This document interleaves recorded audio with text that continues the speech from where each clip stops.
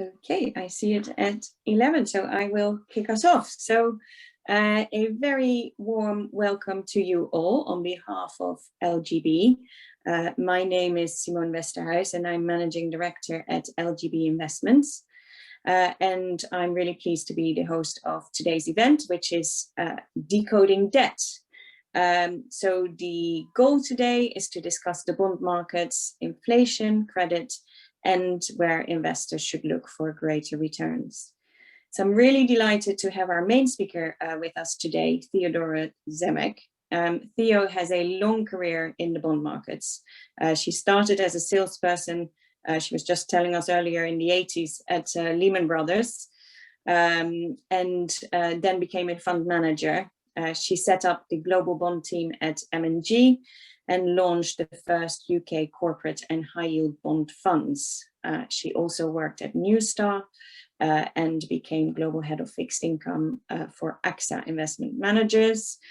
She is currently NED at BlackRock Fund Managers. So Theo will share her thoughts first. We will then have a discussion with Ivan Sedgwick, who is LGB Investments Director, and Andrew Boyle, who is our CEO. And then at the end, we should have some time for some questions. So please do use the chat function to put your questions there, and we will try to address as many as we can. So I'm now going to hand over to Theo. Thank you. Okay, thank you very much, Simone, and thank you to everyone on the session. I'm grateful that you've given me the opportunity to speak on the usually dull and technical subject of interest rates and their complement, which is bond markets.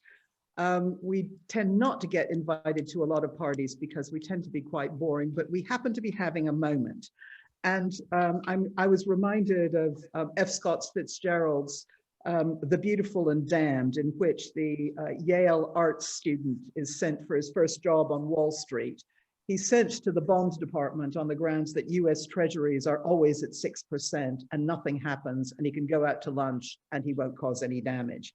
Well, times have changed. Shall we say that we now don't let many art students near the bond market. We get our finest statisticians and mathematicians, we send them to Goldman Sachs, we stick them in the bond department, and we let them watch interest rates move between 0 and 2% in the UK and in the US. So why are we happening to have this exciting moment? Well, the answer, as I'm sure you're all aware, is that for the last slightly more than 10 years, since I suppose 2007 and the advent of the global financial crisis, governments have been doing a magic trick, and that magic trick is known as quantitative easing.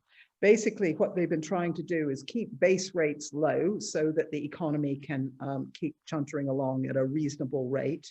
And then borrow money through the capital markets, basically the gilts market in the UK, the treasury market in the US, injecting liquidity into the system.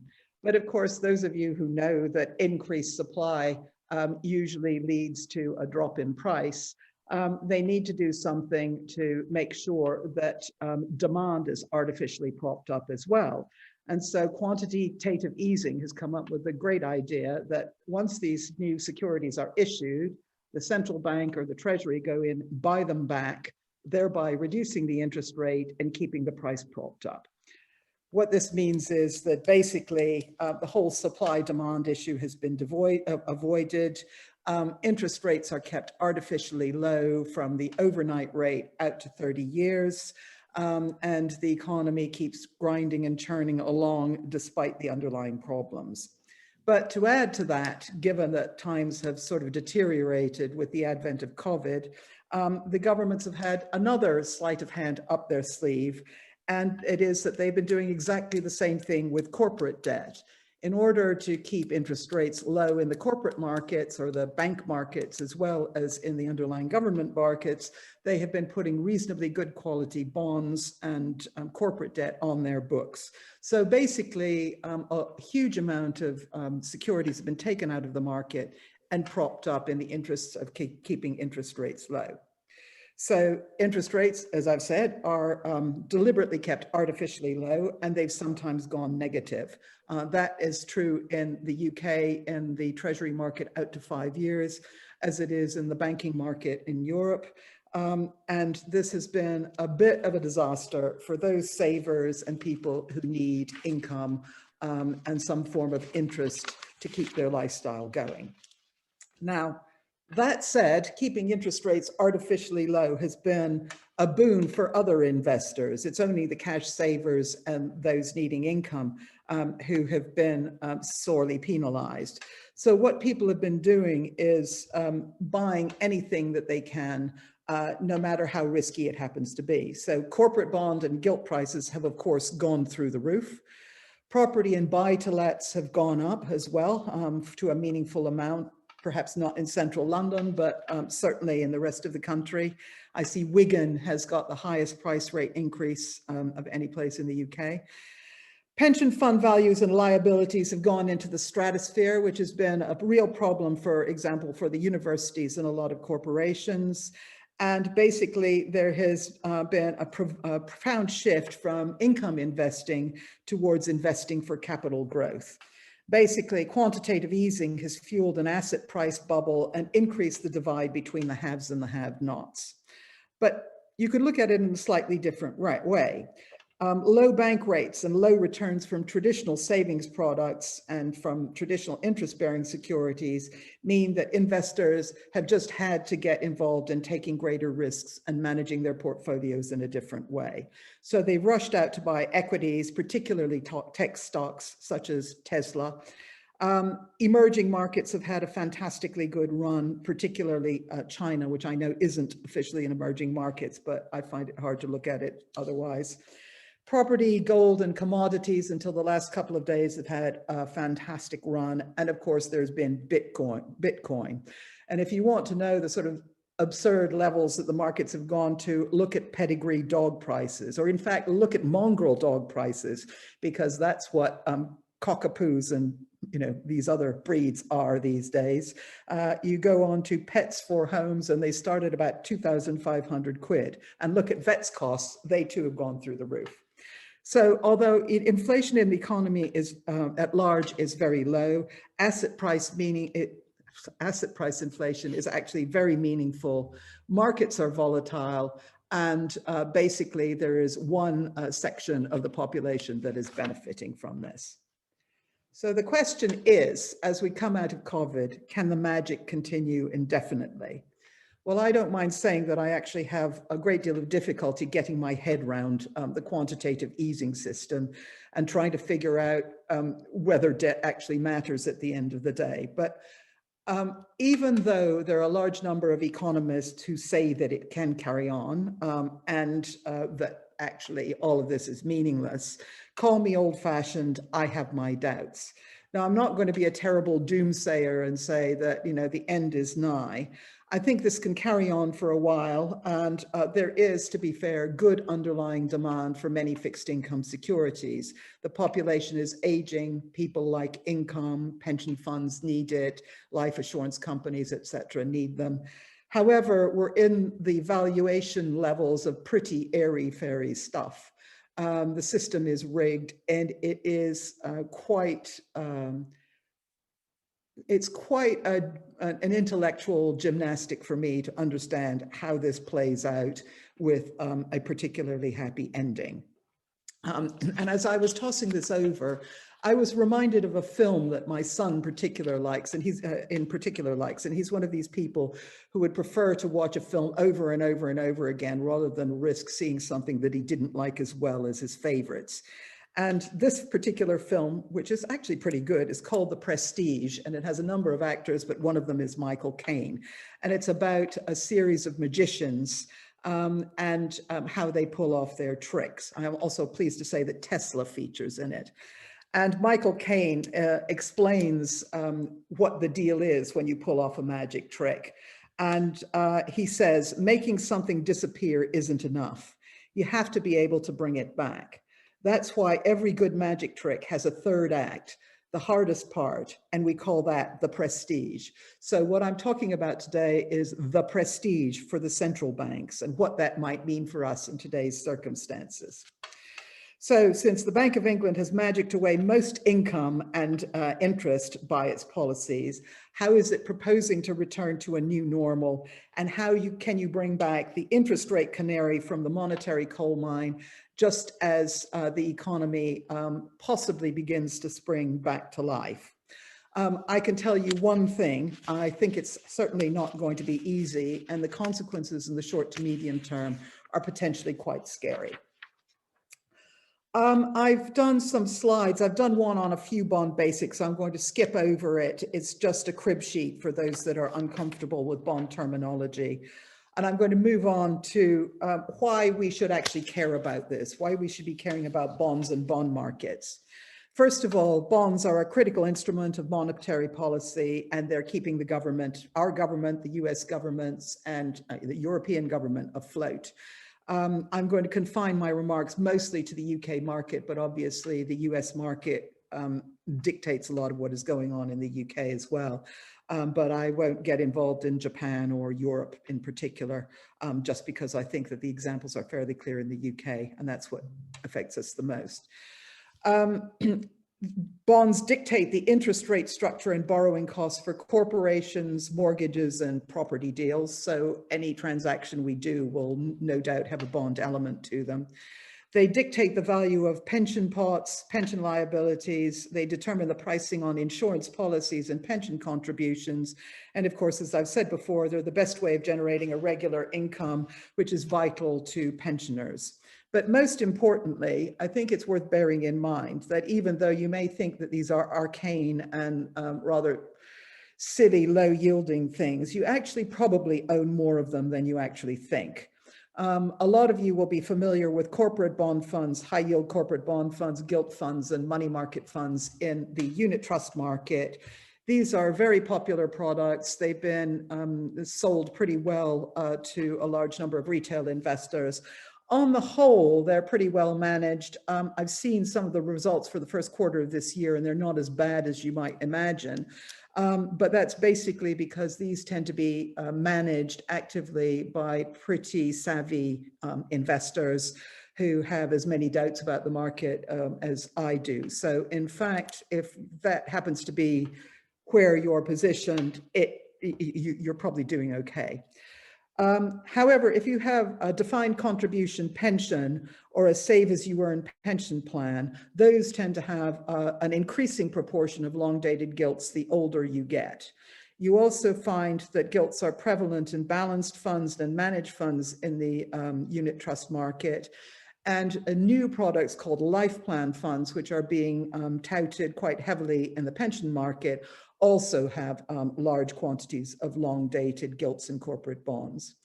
Why is this? I mean, if you went to your fund, your provider and said, I don't want any of these things, they'll tell you to basically get lost, because most advisors and actuaries believe that it is risky not to hold bonds, even though they may be at historically expensive levels, because bonds, according to millions of studies, offer diversification benefits and over time should get you better results than otherwise, but then they aren't looking at the extreme moments.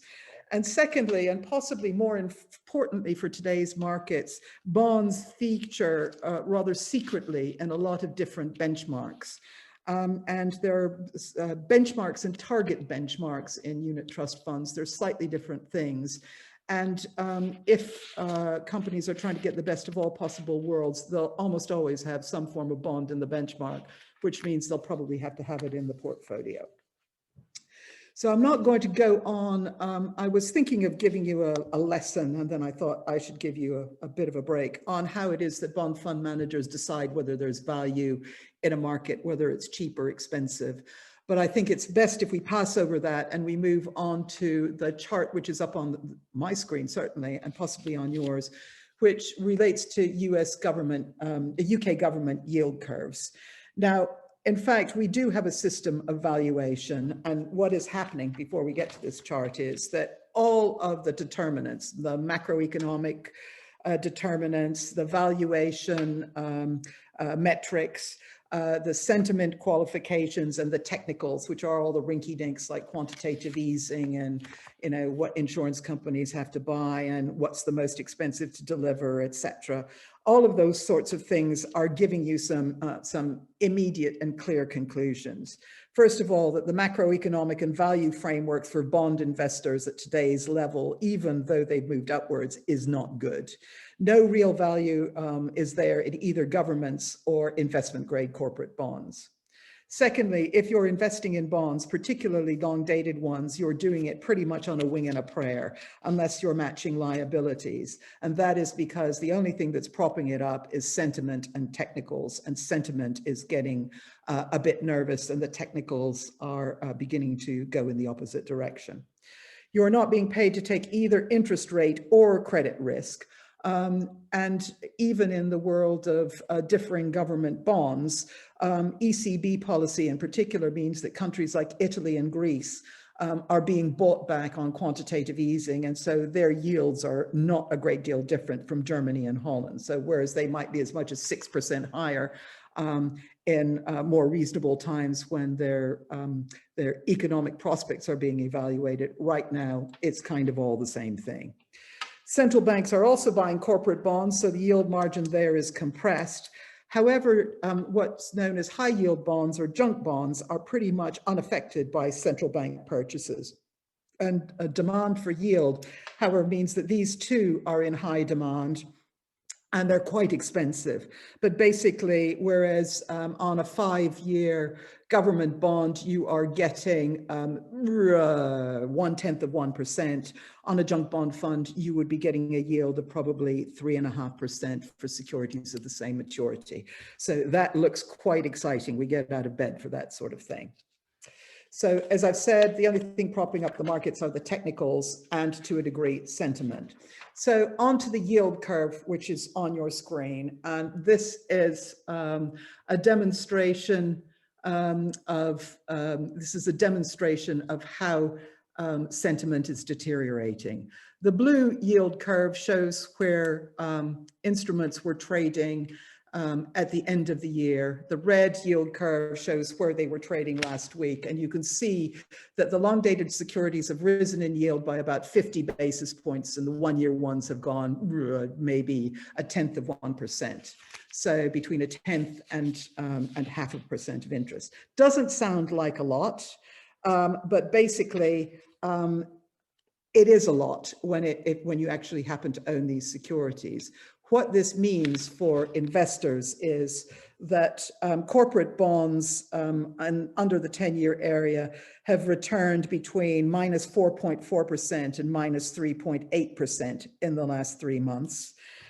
Gilts and all maturities have returned -7% over that period. And the longer end of the market, which tends to feed into pension funds and the like, is down over 11.5%. So basically, this represents a major deterioration in asset values and a serious deterioration in market confidence. But I just wanted to let you know how bad this can get. Spare the thought for the poor people who decided they would invest in the Austrian 100-year bond, which was issued last year. Austria is a pretty good credit, but 100 years is a long time in history. If you look back 100 years at the history of Austria, there were the odd ups and downs in that. But nonetheless, people were happy to lend money to Austria at a rate of 0.7% in euros for 100 years. So happy that, in fact, the bond traded at a huge premium. It went to 140 pence in the euro, or cents in the euro, but after Christmas has collapsed to 100. So in fact, ultra long dated stuff are down as much as 38%. And I won't tell you what happened to the Argentinian 100-year bond over the same period. You won't find it in any of the books. Okay, so basically what I am telling you is that bond market yield curve is a warning. What it's telling you is that we're expecting more of gyrations and longer term interest rates, and we're expecting the short end of the yield curve to be reasonably well underpinned by central bank policy. that although you might lose a little bit at the short end of the market, it isn't going to be great. And you should expect that interest rates are likely to increase so that if your maturities are short, you can reinvest your money at higher and higher rates. Basically, you've been warned as to what can happen at the longer end of the yield curve. But really, one of the basic rules of thumbs that you learn as an investor is when you look at the bond yield curve like this, even though it's slightly counterintuitive, it's probably safest to invest your money at the place where interest rates are lowest. So that would mean that you would be, as I said, investing in the 1 year to 2 year area right now. And if the yield curve should go inverse, i.e. if the Bank of England started ratcheting up short-term base rates pretty quickly, you would find that long-term interest rates came down pretty quickly. That's the moment that you put your money in at the longer end.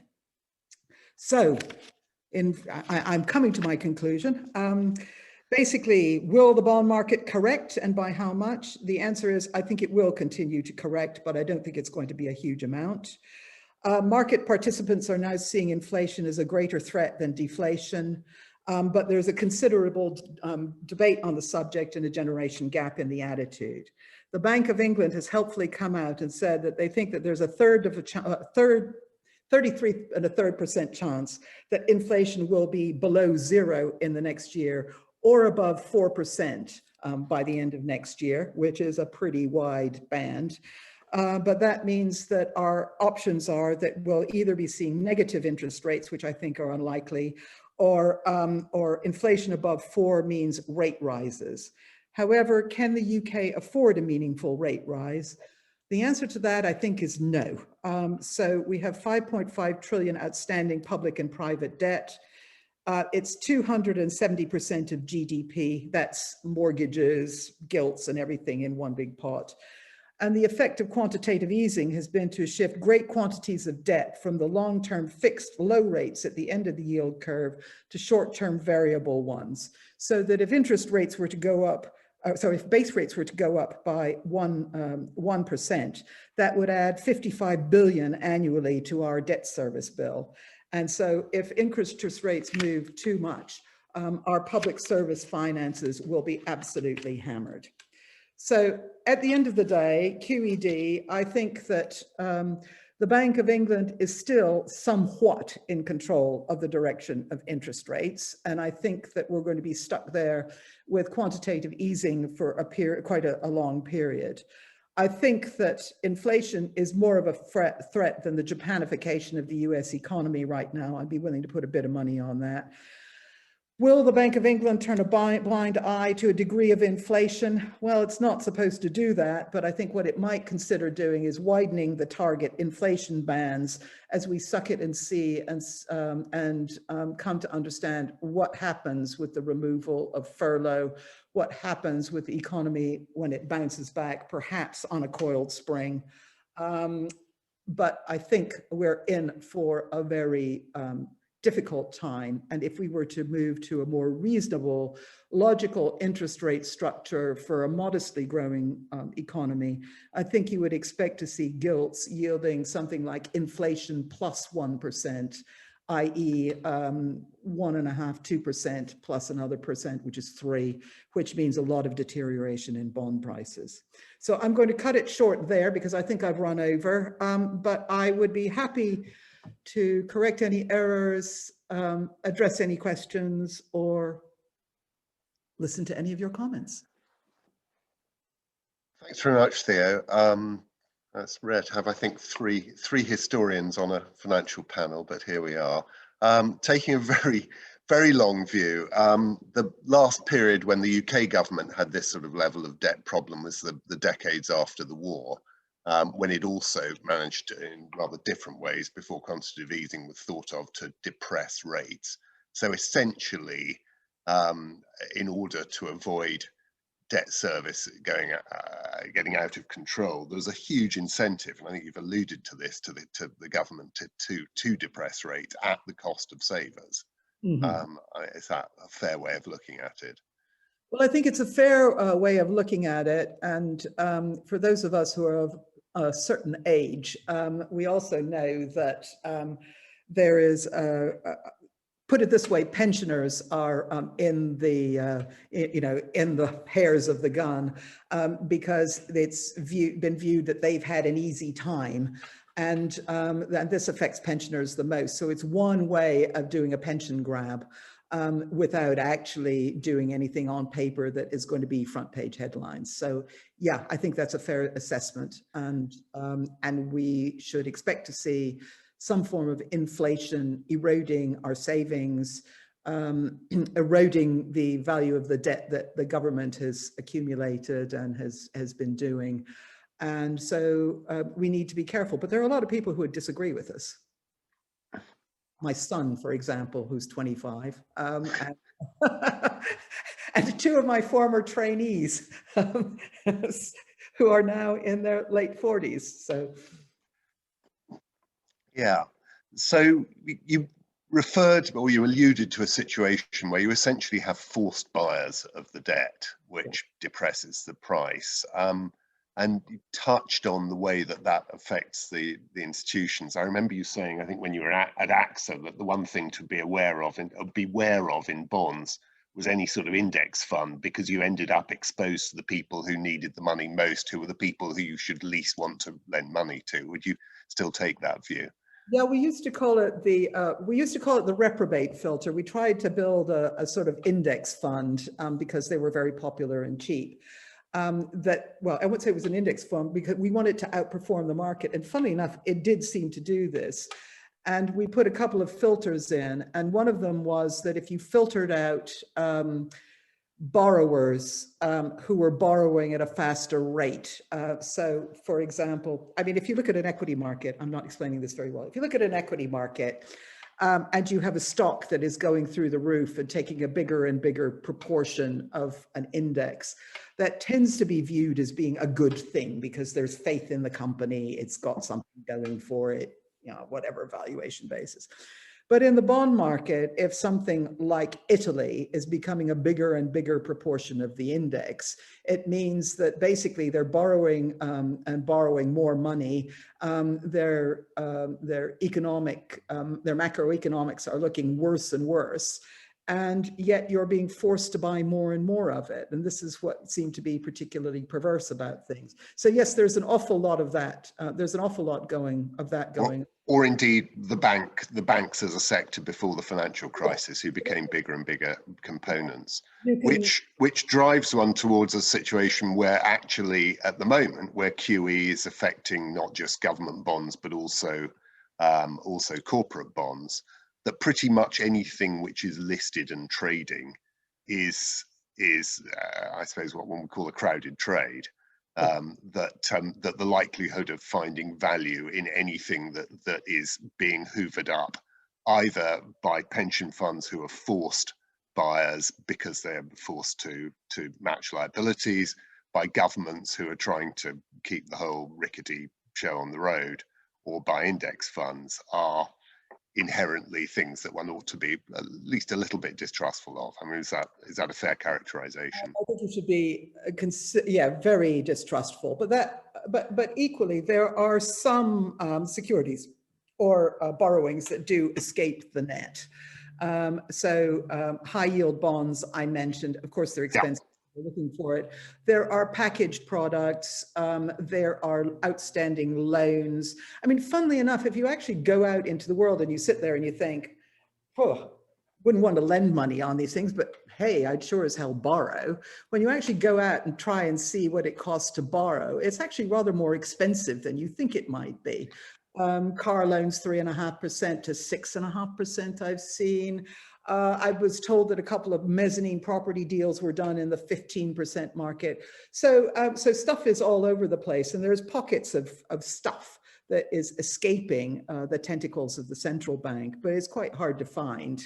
And again, you want to make sure it's relatively short dated so that you can evaluate whatever the risks are in the short term, and you can increase the yield on your holding every time it matures and as interest rates go up. So there is stuff, but it's a bit arcane and rarefied.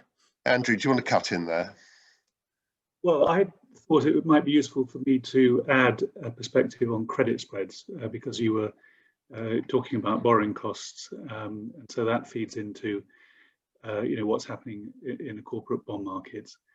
I think the significant thing is that since the financial crisis, when banks had to withdraw from lending to SMEs in particular because of capital constraints, we had credit funds move in, and they were able to arrange borrowings from in the 6 to 10% area, and then some transactions, particularly in the private equity markets, were being done in the teens. They've had quite a free run, and I think that is coming to an end somewhat.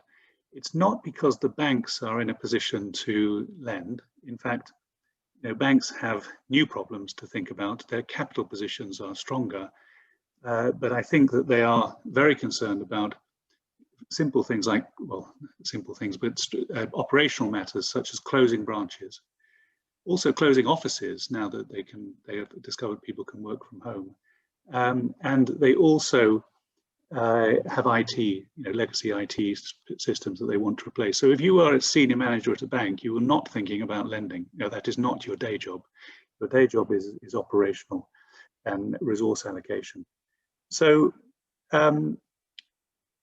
you would think that the credit spreads would remain wide as interest rates go up, but actually, what we're seeing is that the pandemic and the third lockdown and the slow release from the third lockdown, is cutting demand for loans. So companies are just simply reducing their capex and also their expansion plans. Acquisitions are fewer, and there's more caution in the corporate sector. Of course, there's refinancing, but there isn't that sense of a demand for new loans that we had a little while ago.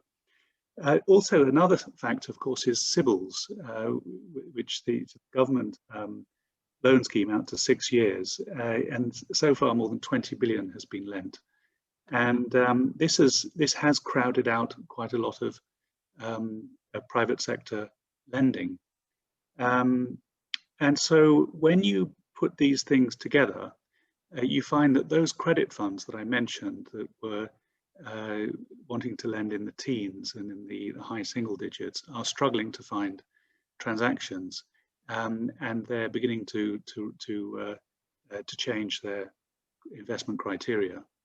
So I can imagine that whereas some of these SMEs were paying 6 to 10%, they might be paying 5 to 9% and sliding down that scale, and transactions in the teens will dry up given the amount of available capital to finance them. If you are in a credit fund, I would advise you to look carefully at the management strategy and the implementation of the strategy. If you're thinking of investing in a credit fund, I would definitely question the strategy, and the ability to execute it much more severely than you might have done in the last few years. And with regard to our own activities, we've always tried to focus on the quality of the MTNs which we issue rather than the interest rate. I think we will be possibly accepting slightly lower yields and trying to maintain the credit quality of the transactions we do. So you might find us talking about, instead of offering MTNs at 8%, we might be having to accept slightly lower rates, but we will definitely maintain the quality. And in these uncertain times, I think we definitely prefer quality over absolute return. Well, I think that would be wise, certainly. I mean, we don't really know what happens when furlough ends, how many companies are going to basically go under the carpet. And the decline in bankruptcies has been indicative of the fact that there is an underlying problem. But yes, I mean, I think your assessment is completely correct. And those are still pretty stonking great returns compared with what you can get in the simple and straightforward underlying markets. And we have to be reasonable. Yeah, and just to highlight, when I was giving those rates, I was talking about private debt. I think you've mentioned the corporate bond market where there is some QE suppressing prices. So there's still a big gap between the public markets and private markets, exactly. But that said, there's a huge lack of liquidity in the public markets. I mean, one of the everybody assumes that because there's so much paper out there, you can trade around it really easily. Well, the gilts on the whole are pretty good.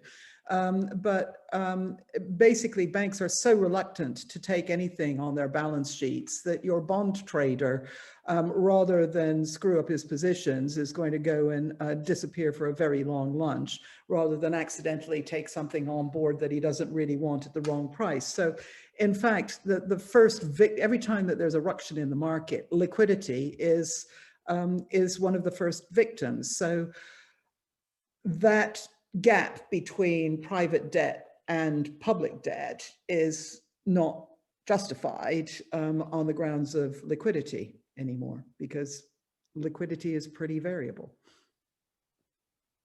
Thank you. Could I jump in here? Thank you so much. That's a really interesting debate. We do have some questions from the audience, which I would like to try to address in our remaining time. So this is perhaps one for Theo. What are the implications for sterling? And could you also comment on the relationship between UK and US debt markets? Okay, so the implications for sterling, that's an interesting one, and I'm certainly not a currency specialist. However, that said, I mean, one of the interesting things about having the ability to use negative interest rates for a central bank is that if you happen to get into a beggar thy neighbor currency war, you're able to go beyond zero to cut the level of sterling to further your exports. Sterling has been reasonably strong of late, and I don't find that particularly surprising. It's been a week for a very long time because of the Brexit issues, which are becoming clearer if they're not 100% solved. I think that also it's become clearer that the vaccination program in the UK and in the US are going to mean that those two economies are likely to get off the marks a little bit quicker, and so people are probably happier to buy the currency as a result of it. So I certainly think that the prospect for sterling in the medium term is okay, and you would sort of expect it to remain reasonably stable and to possibly strengthen, particularly against the euro. As for the US markets, well, the US market is in this kind of the same position as the UK market, but kind of on drugs with the Biden stimulus program. So you've got all of the same. You've got all of the same issues. You've got the quantitative easing. You've got the buying of the corporate bonds, and yet you've had this enormous, great stimulus and $1,000 whatever it is dollars into everybody's pockets. So my view is that the market is slightly more unstable than the one over here, and it's considerably bigger, and it has considerably more influence. I mean, one of the things is that the gilts market is very arcane and confusing to a lot of international investors, and it's a small market. And sterling has been weak, and all of the Brexit. So it isn't exactly inundated with hedge fund and international investors blowing money around. But the U.S. market is really quite different. So I think that the U.S. market could be quite volatile going forward as we see how things develop. I mean, it's a big and varied country as well. I mean, if you read various reports on how well the immunizations are going in the US, depending on what you read, it's either going fantastically well and better than the UK and cases are falling off a cliff, or it's completely the opposite, and in spite of everything, they're going through the roof. So it's difficult to get a picture of the whole that is the US, but certainly it's a bit Wild Westy out there. Thank you. A question for Andrew. Which sectors do you think are a good place to look for short to medium term private debt opportunities?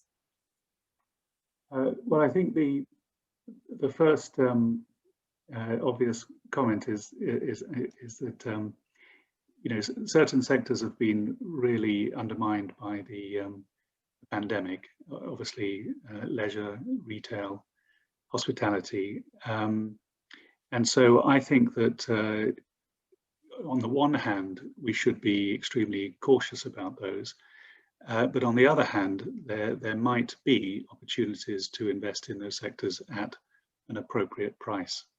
So if you look at risk-adjusted returns, you know, there may be some opportunities in those sectors which are special situations and which offer high yields or some particular credit support or some equity kicker to get those sectors moving again.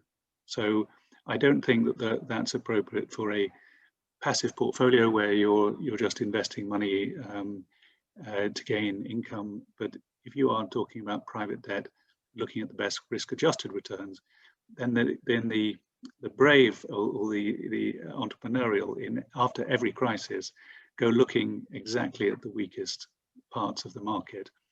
I did mention that the CBILS loans have you know, crowded out some private sector lending, and so it's very important whether the CBILS continues in some form or another. And it is quite possible that some form of government guaranteed lending to SMEs will continue. It's very hard to lend more than 20 billion out to 6 years and then to take away that gift because expectations get built in and business models get built around the availability of that type of funding. So we'll have to see whether that continues. Obviously, if it doesn't continue, once again, there'll be opportunities to refinance the government government funding. So just a third suggestion is, of course, there are sectors that are booming, absolutely booming, and those might be, for example, healthcare, and also any business services which relate to the hybrid working from home, partly working in the office.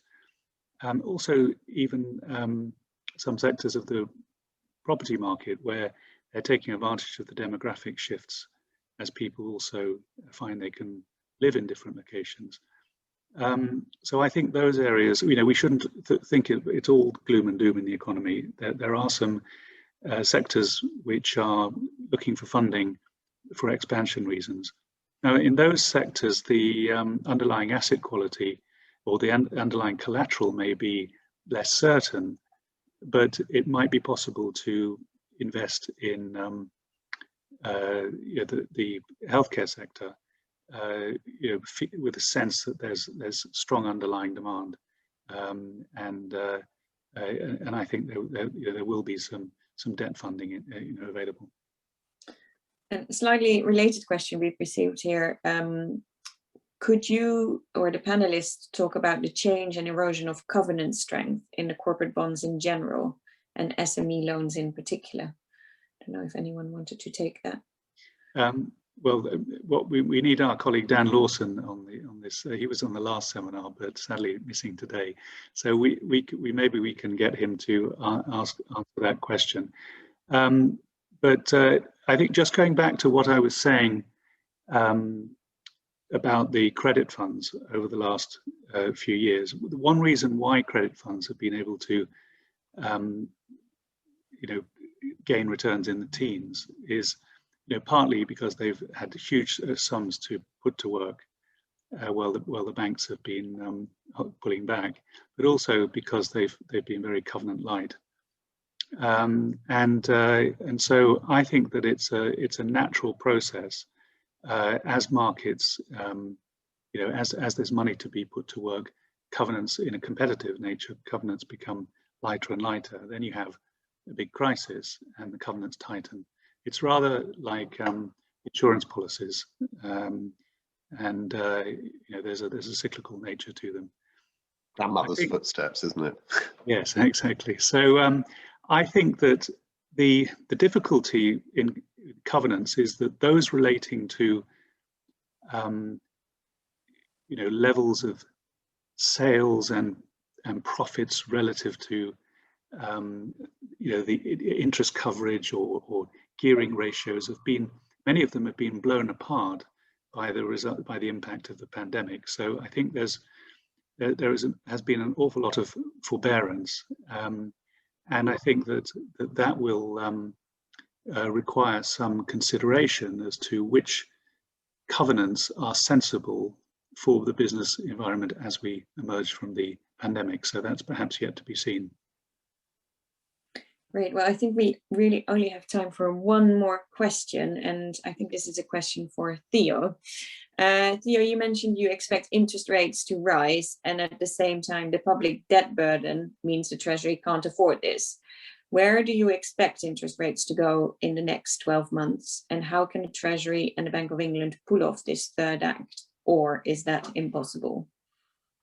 Well, I think it's going to be pretty difficult. Where do I think? I think that short-term interest rates, i.e. base rates, etc., are going to hover around where they are now, plus or minus a smidgen, until we begin to see things like furlough unwind. And, you know, there's a huge amount of fallout from COVID still to happen. Basically, the economy has been put on standstill. And so for the time being, I think short-term rates are going to be pretty low for a fairly long period of time.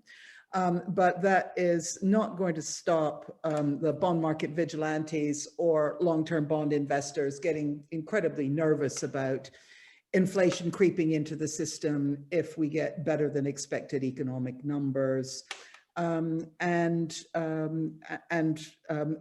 wondering whether the central bank is going to allow a little bit of inflation to creep into the system in the longer run. So that's why I expect longer dated maturities to gyrate quite